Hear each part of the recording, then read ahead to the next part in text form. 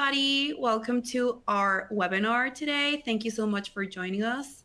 We're very excited to be hosting all of you guys and helping you learn more about how you can radically grow your FBA business. I'm going to quickly introduce myself. I'm Babs, and I'm the content marketing manager here at Mayan. So yeah, let's get it started. So if you haven't been to one of our previous webinars, I'll just get you a bit familiarized with our console. This is what you are seeing right now on your screen. So you have the slides and then the speaker box. But aside from that, you have a ton of different tools that you can use throughout the webinar in order to interact with us and with our speakers. So you have the question box where you can ask panelists a question. You have the attendee chat where you can chat with fellow members of the audience. And then we have a survey there that if you could answer very quickly, it's just 3 questions long, that would help us a lot. And then you can look a bit at the speaker bios there, meet our speakers even more than you're gonna get to know them now. And then we also have a free ad audit for all of you audience members there. So we're gonna talk about that more in depth right at the very end of the webinar, so stick with us. But you can claim your free audit at any point during the webinar. And then you can also schedule a meeting with one of our experts in case you want to start optimizing your FBA business with us. So let's get it started. Please drop into the chat where you're from, how long have you been selling with Amazon, what do you sell on Amazon. We really want to get to know you as well. So you can drop that into the chat, and then I'll just give you a quick briefer on who Mayan is in case you haven't gotten to know us before. We are the only PPC optimization platform built by MIT data scientists, and all our customer success managers are proven Amazon and PPC experts. So this combination of technology and expertise is driving unrivaled FBA growth and revenue for our customers. And now getting to know our speakers. So today we're very excited to have Chris Sawicki and Emma Borochoff here with us. Chris Sawicki is an account manager here at Mayan, and he started his own private label. He's a very seasoned Amazon seller, and he did 6 figures during his first year with his private label brand. And he now shares his expertise with other Amazon sellers in order to help them grow and help their FBA business grow as well. And Emma here is the head of marketing in the US at 8Fig. We're very excited to have Emma with us today. She has 10 plus years of experience growing and leading B2B tech marketing teams. And she's really committed to enabling sellers to achieve financial freedom and entrepreneurial success. So thank you so much to the both of you for being here with us. We're very excited to learn all the insights that you're gonna give our audience today. And let's just get it started. Awesome. Thanks for the introduction, Babs. So yeah, as Babs said, I've been selling on Amazon for around 8 years now and started my own private label business. So I know all there is to know about launching products and learning PPC the hard way. So the first thing I'm going to talk about is how to advertise your product launch on Amazon. So the do's and don'ts beforehand, before you launch your actual product, and what to expect during that period. So what I like to do beforehand is to budget out how much money I would have allocated for the launch. Typically during a launch, you're expected to kind of overspend to get your product more visibility. When your product is first launched on Amazon, it obviously doesn't have reviews unless you go through the Vine program, which that can take a couple of weeks to get those reviews in already. So definitely want to budget out to figure out how much you're willing to spend on the ads. It's not necessarily the more the better, but it also depends on your inventory. So one thing you can do before launching your product is do all the keyword research and product targeting research beforehand. You can look at competition, see what they're kind of roughly spending on ads, not necessarily their budget, but you can see what the general CPC, so the cost per click on those ads are. And then you want to shoot for a certain conversion rate. So whether that conversion rate's 10%, 5%, 20%, you gotta kind of understand where you're going to be at the market. When you first launch a product, your conversion rates are not going to be very good. So you got to basically pay a premium to get more placements and to put it in front of more people. And then once you get more sales in the door, that's when you'll get some reviews in, you give your product credibility, and then it'll be a lot easier to sell from there. So essentially for the first month, I would say, there's this quote unquote honeymoon period, which is when you launch a product, if Amazon sees that you're putting a lot of investment behind it and selling a lot at the start, they kind of give you a break essentially, so you can rank higher up quicker while you are selling your product in that time period. So it's very crucial as soon as your product goes live to have your ads ready, so your advertising ready, your campaigns built out, ready to go. So as soon as your product is sellable, you flip on those ads and you watch your business grow from there. Obviously, ranks are important for a multitude of reasons, but in that honeymoon period, I can't stress enough how important it is to kind of go above and beyond. Before I move on to the next slide, it's also crucial that you understand how much inventory you have when you plan to launch, because there's usually 3 outcomes there. The first outcome is you didn't order enough and you spent a lot of money on ads, and then you sold out during your honeymoon period, and then it's kind of back to square one, waiting on your manufacturer to send more in. The second option is you got it right on the spot, which typically doesn't happen, or especially on your first launch. Or the third option is you overstock, and then you're stuck with this excess inventory. You have to get rid of it. Let me just move on to the next slide. So the next thing I'm going to talk about is sponsored display advertising. It's a little bit different than other advertising on Amazon. So Amazon, when you think of a normal advertising campaign on Amazon, it's you type in your keyword, your product comes up on the searching grid. Sponsored display is a little different, and it's very unique. However, it's a little scary, especially for new sellers. It's scary because it can kind of run away from you, and the bids on sponsored display can be typically pretty high. However, the placements that sponsored display gives you is very unique in the sense that it can target people on and off of Amazon, primarily on Amazon, but it takes up placements all throughout the website. So if you look at the left-hand picture there, this is targeting a specific product. So it acts different than just normal product targeting because it displays your image and has a link to your product with the price points. There'll also be a banner above the listing that is also considered sponsored display. But you also see these placements elsewhere as well. Like you'll see them when you're checking out. You might see a little icon there with your item as well there. What's interesting about sponsored display, though, is the targeting is pretty limitless in the sense that you can target very specific groups of people, like recently moved if you're selling house products, which is very unique. You can target people that have looked at your product but didn't end up purchasing it. So you can go back after those people and kind of say, hey, I knew you were interested in this product, and put it right back in front of their eyes. And then that typically converts really well.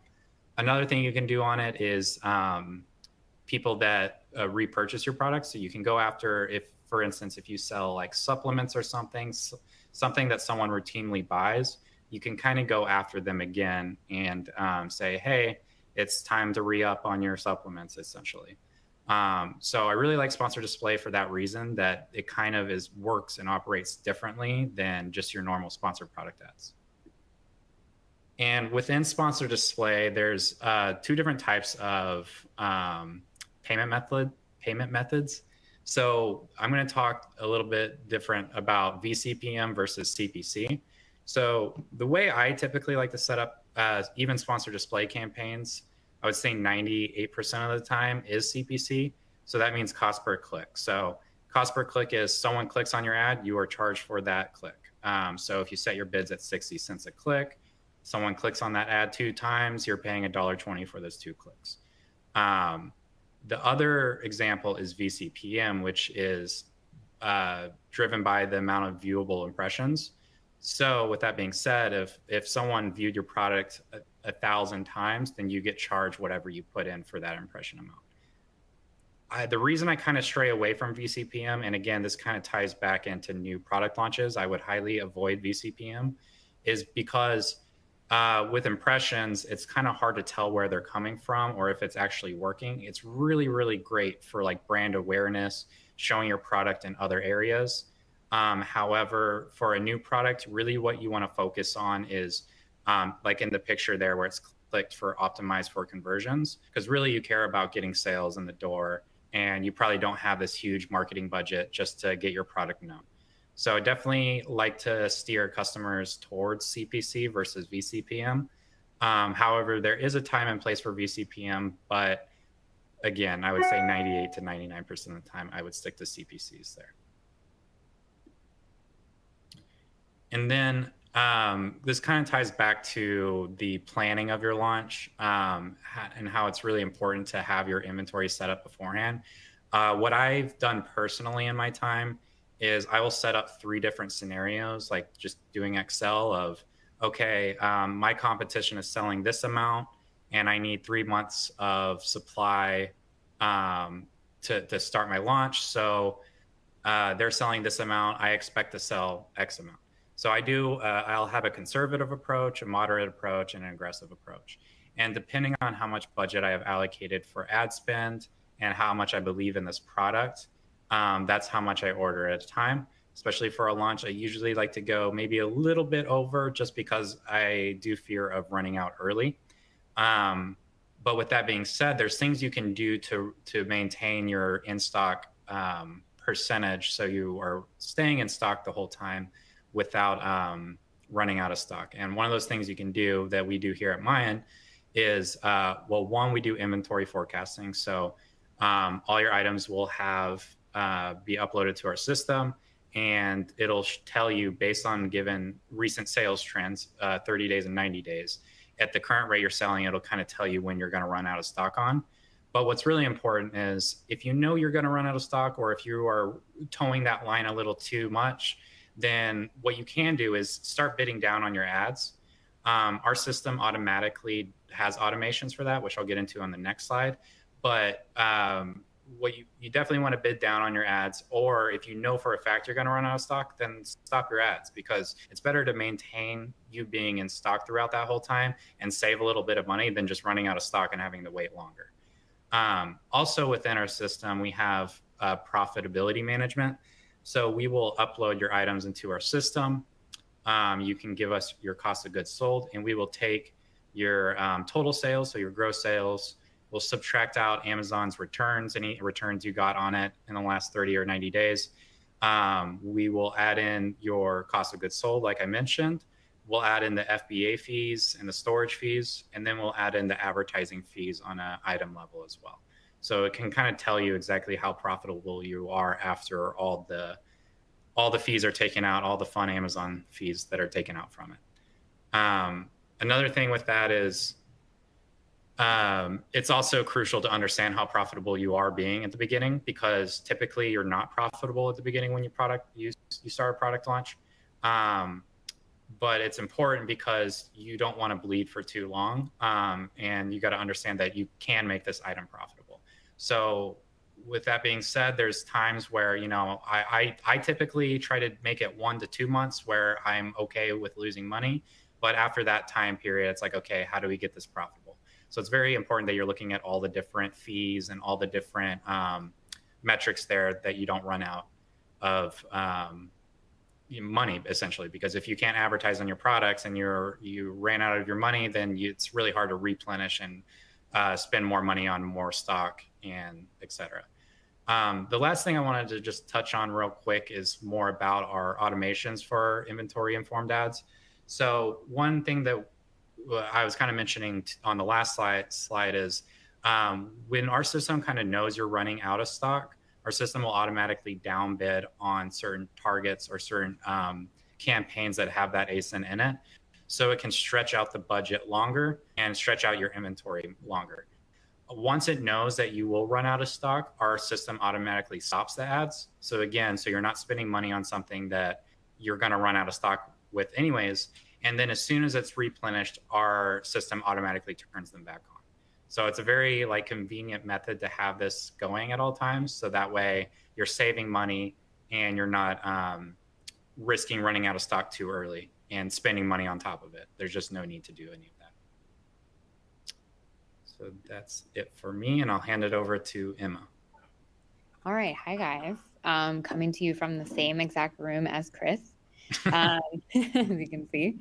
But yeah, loved everything Chris was saying. I think that you really do have to look at, the process very holistically in terms of the supply chain, like the product that you're coming in, how the ads are kind of pushing that out, and then how you're making sure that you're going to have product continuing to come in without being overstocked. So I think when it comes to stocking out, like obviously we call it sometimes like a champagne problem, because clearly people want what you're selling, which is fantastic. But that leads me to the next area, which is, okay, I mean, if you're an Amazon seller, you're familiar with going out of stock is not a beneficial thing, and it can hurt you in the long run, because obviously you spent a lot of money kind of working on your rankings, your reviews, that sort of thing. And so if you go out of stock, like obviously you'll get lower search results. You'll have lower search ranking. And then also you have to worry about your IPI, so your inventory performance index. So that's really how Amazon is really kind of monitoring your ability to manage your inventory. So if you're constantly overstocked or you're constantly selling out, your IPI is going to be lower. And I think so there's multiple variables that it comes to determining what your IPI is. There's the excess inventory rate, your sell-through rate, your stranded inventory rate, and then in-stock inventory. So it's really just managing knowing where all your inventory is, making sure that you have listings tied to every piece. But the biggest factor is the sell-through rate. And so that's really like how much you really want to get your sell-through rate as close to 100 as possible without being 100, because then you're sold out. But so when you're selling out, you're obviously your sell-through rate is hurting you. So your IPI drops, and it's just kind of a vicious cycle. And then you lose competition, you lose business to other competition. In fact, like if you still have ads on while you're out of stock, you're driving people to your competition. So I think kind of the ad piece that Chris talked about is super important. And so, yeah, kind of going off of what Chris mentioned before is, what are things that you can do when your sales are accelerating and maybe you don't have enough inventory. And I think aligning your ad campaigns with the inventory you have is super important, to not think of them as two separate systems, but to think of them as an overall business plan in terms of like, if you're going to be pushing certain campaigns more because of you have a seasonal product, like making sure that you are aligning your supply chain and the amount of inventory you have with that.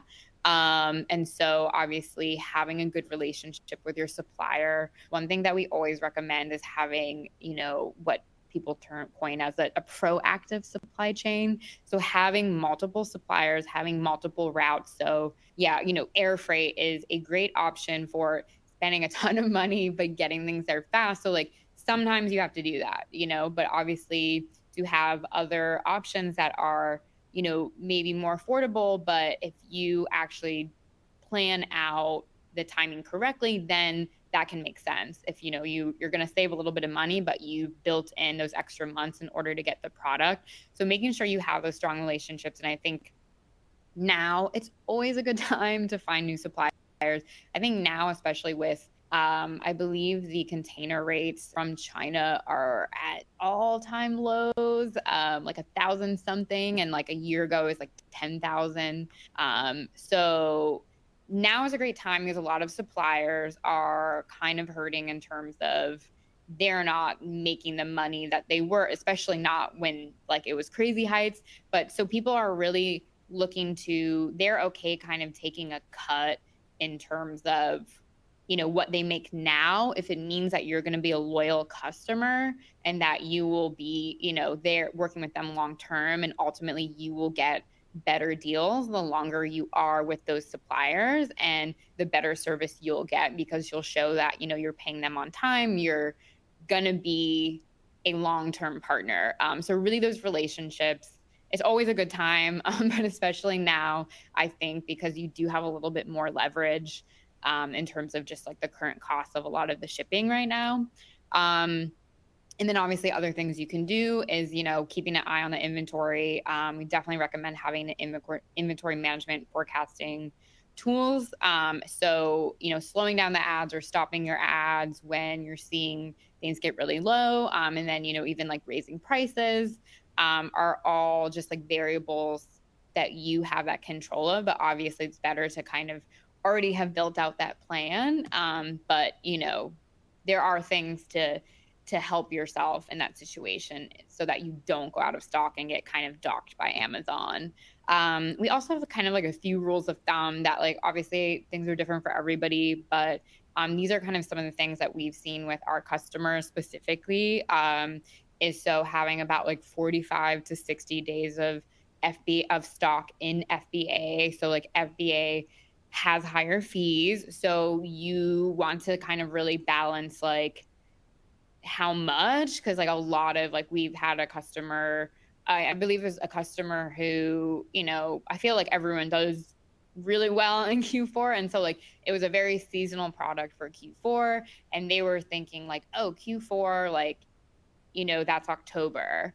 That starts in October. And so they shipped all their stuff to FBA in October. But really like things don't start selling till like, maybe like late November. So that those Q4 costs to store your product in FBA were higher because like Amazon, we all know Amazon does what they want. And so like, especially in Q4, like the cost will be higher and like they'll be a lot more volatile. So that's also why we really recommend.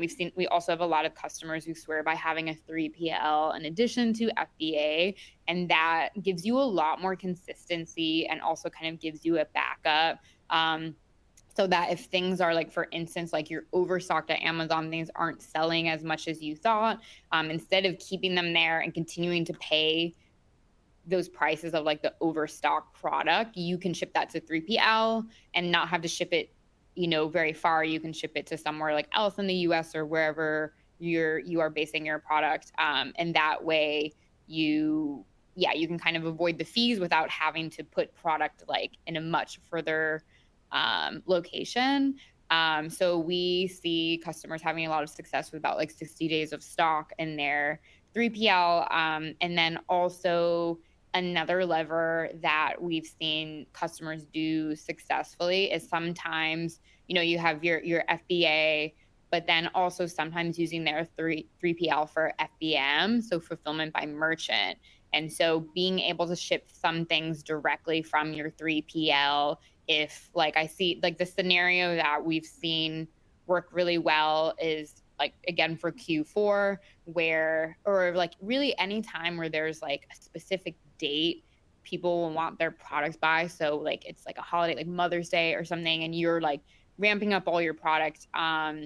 You might want to sell earlier in the season. You might want to ship more things from your like FBM because like there's more time and you're less worried about getting the product straight to people before that holiday. But then switching over to FBA, like the closer and closer it gets to that deadline, because then FBA is responsible for actually getting it to the customer within those days, and it's less on you when you do versus when you do FBM. So there's definitely a lot of kind of ways you can not game the system, but just really kind of use those different levers so you're not just kind of at the mercy of Amazon and their every whim. And then so obviously always recommend kind of auditing your supply chain, looking at, especially if you've been using the same suppliers for a while, maybe seeing like other people that are out there. And obviously you can have multiple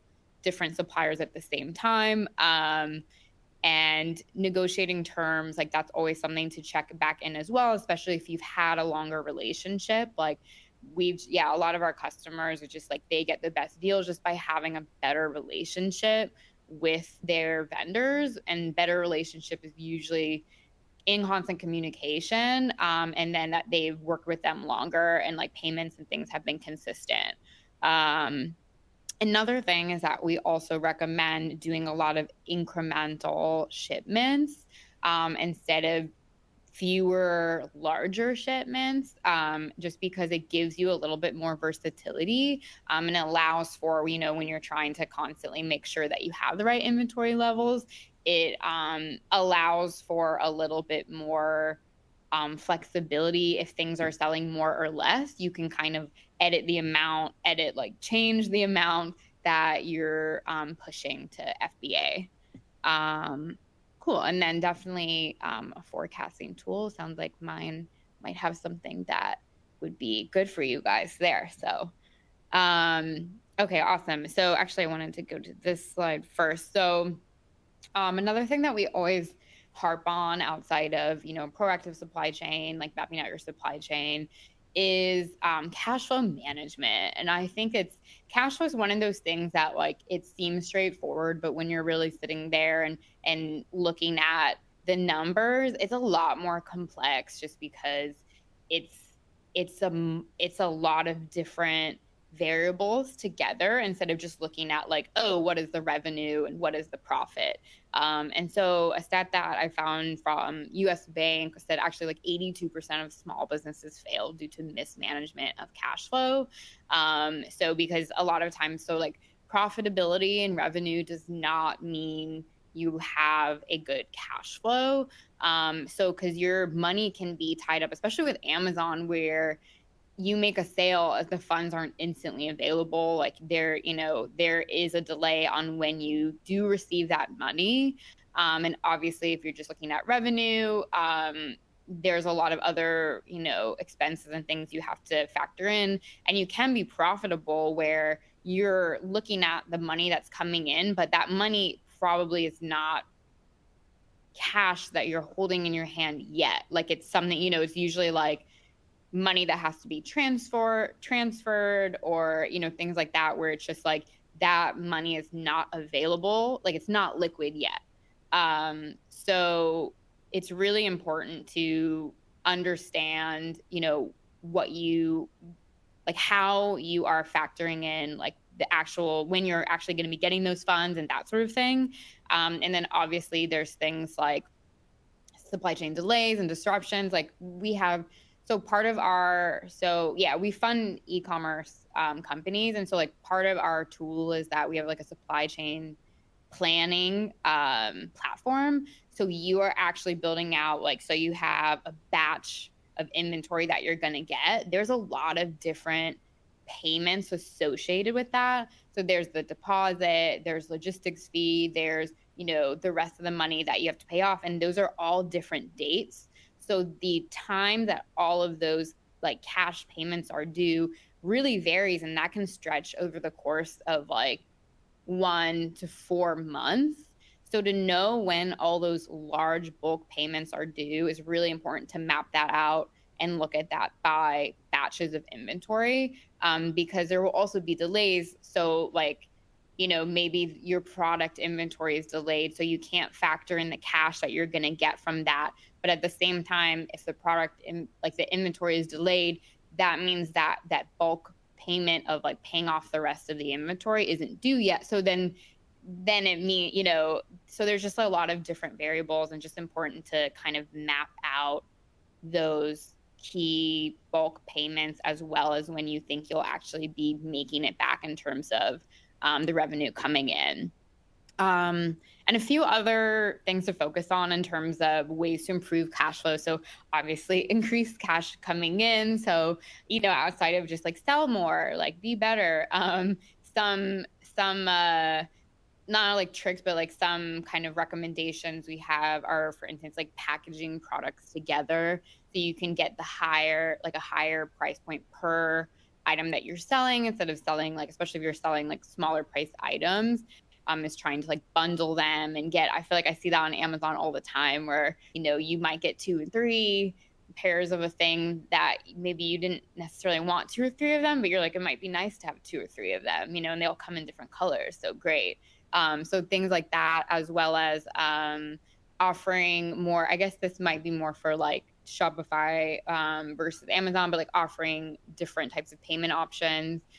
So making sure that, multiple people in multiple places can pay for it successfully, as well as like diversifying the types of products you offer, especially if, for instance, you are a seasonal product and it's not your season. So maybe there's like a tangential product that would be like similar in your wheelhouse, would be more relevant to a different time of year. Is another idea. Another thing is to decrease the cash going out.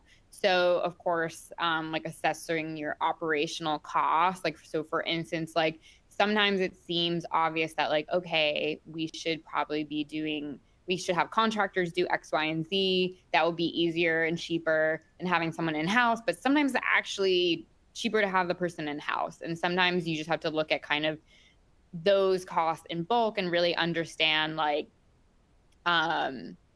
what makes more sense. And maybe you do need to have that in-house like full-time person, and that will decrease your operational costs, as well as maybe time managing multiple contractors, that sort of thing. And another thing is, so eliminating overhead. So obviously just always assessing like what are things that you can cut. Maybe there's, you know, ad campaigns that haven't been converting and you really just need to turn them off and try something else, or just focus on the ones that are really, really being successful, as well as delaying, you know, purchasing big ticket items. So you need, if you need some equipment, you need like, maybe just if you're noticing, you know, you have some big bulk payments due for like large batches of inventory, then it might be worth delaying some of those purchases until you find another kind of area where you'll have a little bit more cash available. Cool. So talking about money and cash flow, obviously one of the options that you can go down is getting growth capital.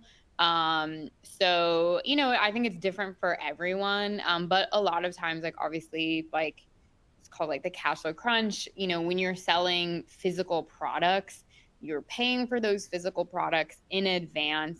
And then, you know, months later, you get the money from that. And so if you are scaling and great, like you're making revenue, you're making profit, you're putting that money back into the business and getting more inventory, there's a point where like you won't be able to scale. You will go out of stock waiting to like, you know, get the next round of inventory because you ran out of cash. So you don't have any more money to upfront. And that's just kind of the typical problem of any, you know, e-commerce company that's just doing well and wants to scale. So being able to access capital that can allow you to just put that back into inventory and scale is, I mean, I guess that's what growth capital is. So let me see cool. So, I mean, something that we definitely do is like primarily funding inventory, which is a great, like that's definitely what we recommend when you're looking for growth capital, is to prove out, like, because we work with sellers who are usually like they've been around for 12 months and like minimum 100K in sales annually. And so it's pretty much the point where, okay, you got your product, you launched your product, you've been able to refine your process enough where clearly you're making repetitive, decently consistent revenue. And so when you are looking for funding, like you should be putting money into the things that you know work. Like obviously there's different routes of getting funding, because like, you know, a lot of like tech companies are getting money and putting that into R&D. But like what we really recommend for e-commerce sellers is to like put that money into the thing that's already working, versus putting that into more R&D or like experiments for yourself to work on new products. And that's something that like when you use growth capital to fund the inventory to like keep building the things that clearly have traction, then you can use your own money to fund more of that like experimentation, like new product launches and that sort of thing. So in terms of financing, like there's a lot of different options for sellers.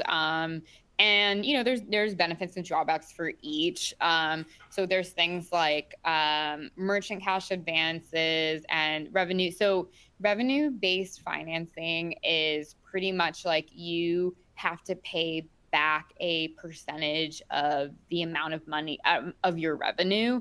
So, that can be good and bad because like if your sales slow down and you have to pay, like 3% or whatever it is back, that's not too much money. Like that's a much smaller amount. But then if you're doing very well, that is a much more significant individual number that you'll be paying the company. So we are actually merchant cash advances. So we are like, it's more of a fixed cost over a period of time. So it's really good for companies that are kind of like I mentioned, that are, younger, a few years in, have seen like at least like 6 digits revenue, and just kind of know what they need to do in order to build and just kind of need that money to put into inventory and grow. And so it's more of like a short-term funding solution that is just like an alternative to it's like a lot faster, obviously, than like going to get a bank loan. And then because it's like e-commerce first, it's just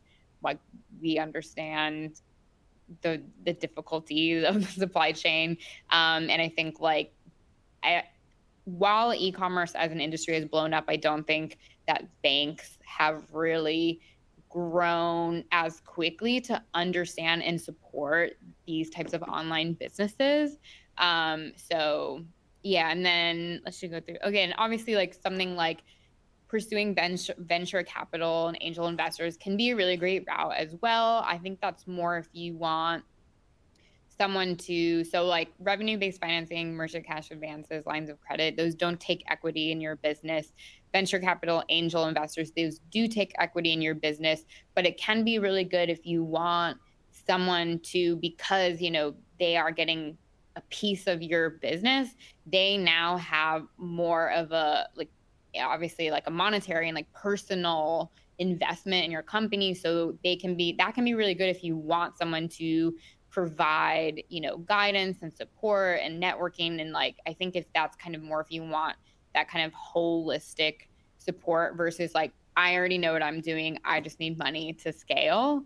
So it's definitely a different route. And then also like small business loans is another route to explore. I know a little bit less about that, so I won't talk about that. And yeah, so kind of what I've mentioned is, let me see, this is my last slide. AFIG. So yeah, we have just I don't need to pitch any harder than I have been, but in terms of kind of how we differentiate from other like funding options, because there are a lot of them out there and there's a lot of different, I think you really do just have to do the research on what you need and what you're looking for, because there's quite a few things out there. But we just specialize in e-commerce, like, small, medium-sized companies that are kind of looking to scale. Sometimes people just want to maintain like a small little side thing. But like a lot of our customers are just, they're hitting that 6 digits in revenue.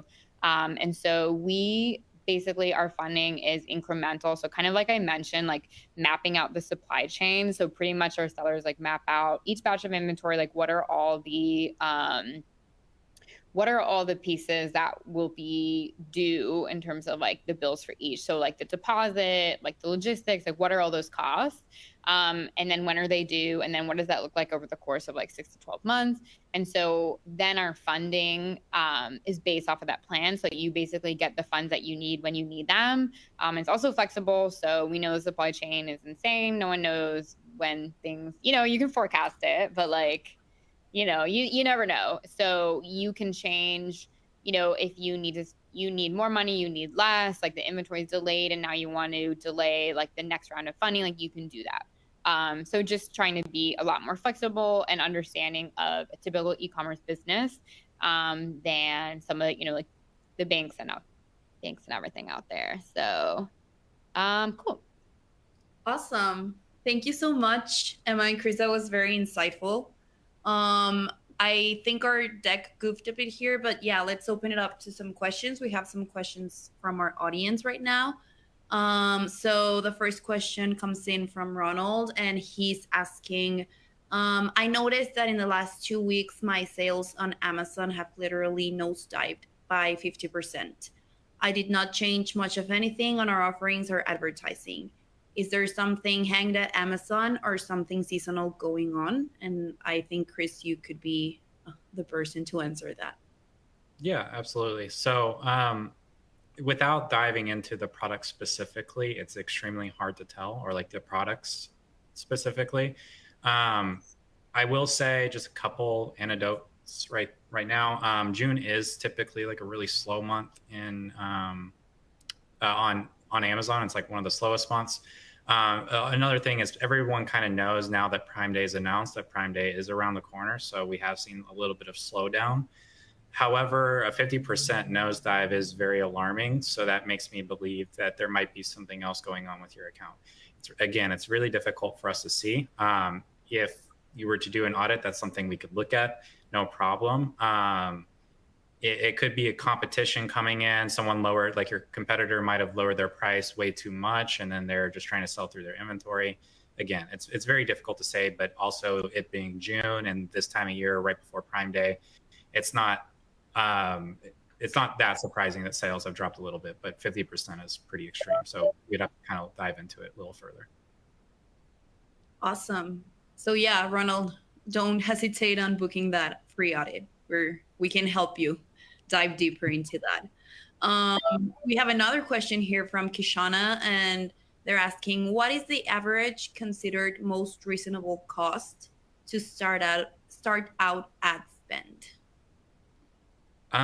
So it really, again, I hate to give a vague answer, but it really depends on the type of product you're selling and the category you're selling in.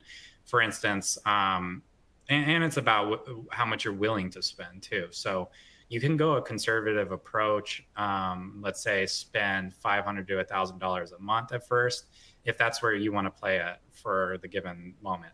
But it really depends on the categories too. So like when I said earlier, CPC, cost per click, meaning every click you have to pay that either cents or dollars on, it's going to range completely different depending on the category. For instance, like supplements, it's not unheard of to have $5 to $6 clicks, CPCs, I should say. So, and then in my category, it's also really competitive. And on my private label business, selling pet supplies, and that's like $2 to $3 a click. So supplements is probably at the top. And then like pets are very overcrowded markets, so it's like 2 to 3 a click. But you know, a lot of our clients see 40 cents a click, 50 cents a click. So it really depends on how much you're willing to put up front. I think a good starting point is usually about $1,000 to $2,000. It also depends on how much inventory you have, because again, kind of going back to the inventory part of it, you don't want to be stuck with too much inventory. But when you're placing the order for your inventory, that's when you probably should do the math and understand how much you should allocate for ad spend. Awesome. Thank you so much, Chris. And then we have 2 more questions. So Sam is asking, what sort of advantages are there to using MCAs for growth capital over traditional financing options like an SBA loan? And I think, Emma, you would be the person to know more about that. Yeah, so I think a lot of it, a big piece of it is speed, and it's more of like a short term, something that you need quickly and not something that you want to go through kind of like a longer, more formal process for. So that can be really great if you're in a spot of like really knowing exactly what you need to do with that cash and needing it like as quickly as possible. And then I think another piece of it is that you can, with MCAs, you can kind of work with them to get like a fixed cost per the term. So like as long as you're paying everything back, then it's like less focus on interest, and it can be kind of nice to know more of like what you're getting into in terms of like the fees and like the payment back. But yeah, that's probably what I would say like the main benefits. Sounds good. And then last question, also from Sam, can IPI affect what sort of financing options are available to me? Yeah, so I would say, I mean, honestly, maybe for something like Amazon loans, like it probably would affect it, but I feel like it would be less so much about IPI and just the fact of, so obviously if your IPI is low, that means you've been managing inventory not very well, which means that your sales probably are not so consistent. Like maybe it's like either you've been just been stocking out all the time and you've been having periods where you're not selling anything, or you just are overstocked and your sales are slower, in which case like your sales history is a big piece of, for something like an MCA, where, you know, they're not looking at the business owner and like credit or anything like that. They're looking at literally just the store and the success of the store. So that variable is primarily sales history. So if sales history is inconsistent, or, you know, like just there's not much momentum, that will impact your ability to get financing rather than like the IPI itself. Awesome. Well, thank you guys so much. I think that was a great, very insightful Q&A session. Thank you to the audience for those questions, sending us over those questions. And then just to wrap things up, we really want to highlight the free ad audit that we're offering to you guys as audience members. So we take around, if you want a free ad audit, we look at your data and we take around 90 to 120 days of your selling data. And we really deliver a 20 plus page report of holistic advertising strategies and tactics that are very specific to your brand and your products. And it's proven to drastically scale your revenue. So in many cases, we are able to do all of this within the same budget that you have, or even within a reduced budget. So we look at your campaign strategy, we look at your advertising performance analytics and your keyword strategy as well, and we just deliver that 20 plus page report to you with no commitment, no credit card needed, and it's completely free. And our privacy commitment to you is that we understand your data is very important, obviously your data privacy. So your data remains confidential and no information at all will be stored with Mayan. We just analyze it to identify the areas of growth and the opportunities of growth, obviously. Because yeah, as fellow sellers, we deeply understand and respect this very important aspect of your business. So if you're looking to, or if you're interested in making your ads perform better, definitely book an ad audit with us. And we also have an exclusive offer for you guys from 8fig. So they're offering you 5% of your funding plan when you mention Mayan webinar during the onboarding process. That's an incredible offer in my opinion. So you can just scan this QR code right here on the screen. And you can learn more at 8fig.co or give 8fig a holler at howdy@8fig.co. So yeah, that's a really, really great offer. And that's it. Thank you all so much for your time. Thank you, Chris and Emma, for your time. We're super happy to have had you here. And without further ado, we can call this webinar done. Thank you so much. Thanks, guys. Thank you.